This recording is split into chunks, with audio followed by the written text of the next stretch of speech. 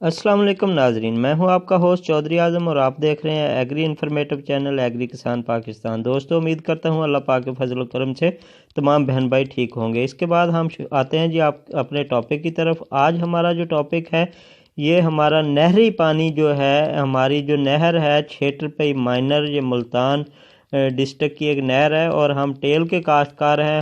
ہمارے بزرگ جو ہیں 40 سال سے اس نہر میں پانی کی عدم فراہمی کی وجہ سے بہت پریشان ہیں۔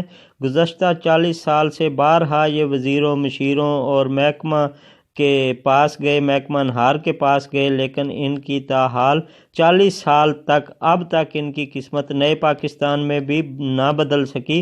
تو دوستو، یہ بزرگ گندم کی اب کاشت آپ کو پتہ ہے جیسے کہ سٹارٹ ہے، اور گندم میں پانی کی ضرورت کاشت کے وقت ضرور کاشتکار کو رہتی ہے۔ ہماری جو ٹیوبویل ہیں، زیر زمین پانی ہے، وہ بالکل کڑوا ہے اور پینے کے لائق بھی نہیں ہے۔ اس سے ہمارے جانور بھی لاغر اور بیمار ہو جاتے ہیں، بعض کا تو مر ہی جاتے، اتنا کڑوا پانی ہے۔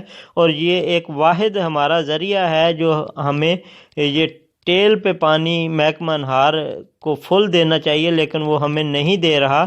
تو آج اسی حوالے سے میری بیٹھک پہ چند کسان بھائی کافی دنوں سے کہہ رہے تھے، تو وہ آج میں نے اپنے ڈیرے پہ ایک کسان کٹ کیا ہوا تھا، اور اپنے علاقے کے جو پریس کلب ہوتا ہے، پریس کلب سے میں نے صحافی دوستوں کو دعوت دی ہوئی تھی۔ ان کسانوں کے مسائل، عوام کے مسائل، ان پریشان ذمہ داروں کے مسائل، ان ہاروں کے مسائل، یہ وہ لوگ ہیں جو سانپوں کی سیڑھیوں پہ پاؤں رکھ کے آپ کے بچوں کا، ان حکمرانوں کا، ان چور ڈاکوؤں کا، ان لٹیرے افسران کا، جو بیوروکریٹس ادھر بیٹھ کے بنگلوں میں بیٹھ کے گرم ہیٹروں میں بیٹھ کے کام کر رہے ہوتے ہیں اور اپنا آرام کر رہے ہوتے ہیں، یہ کاشتکار ان کے لیے کام کر رہے ہوتے ہیں۔ لیکن بھائیو، ان کی قسمت میں ہمیشہ ایسا ہی کیوں لکھا جاتا ہے؟ یہ ہر وقت اپنی ہی رونے میں لگے رہتے ہیں۔ یہ آپ کو جو بزرگ نظر آ رہے ہیں، یہ ہمارے گاؤں کے معزز بزرگ ہیں تمام، اور یہ محکمہ انہار کے خلاف آج سراپا احتجاج ہیں۔ انہوں نے پلے کارڈ اٹھائے ہوئے ہیں اور پانی کی عدم فراہمی کی وجہ سے یہ آج بالکل ہمارے ڈیرے پہ موجود ہیں۔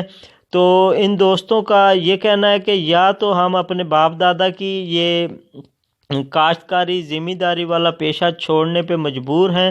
آج ہم خود پھانسیاں لینے پہ کیوں مجبور ہیں؟ آج ہم لوگوں کے لیے روٹی تیار، لوگوں کے لیے اناج اگانے والا کاشتکار، آج اس کے بچے بھوکے کیوں مر رہے ہیں؟ یہ ہماری گورنمنٹ کی پالیسیز ہیں یا ہمارے بیوروکریٹس ہیں؟ ہمیں کوئی سمجھ نہیں آتی۔ دوستو، اسے زیادہ سے زیادہ شیئر کیجئے اور کسان بھائیوں کی مدد کیجئے۔ شکریہ۔ السلام علیکم ورحمۃ اللہ وبرکاتہ۔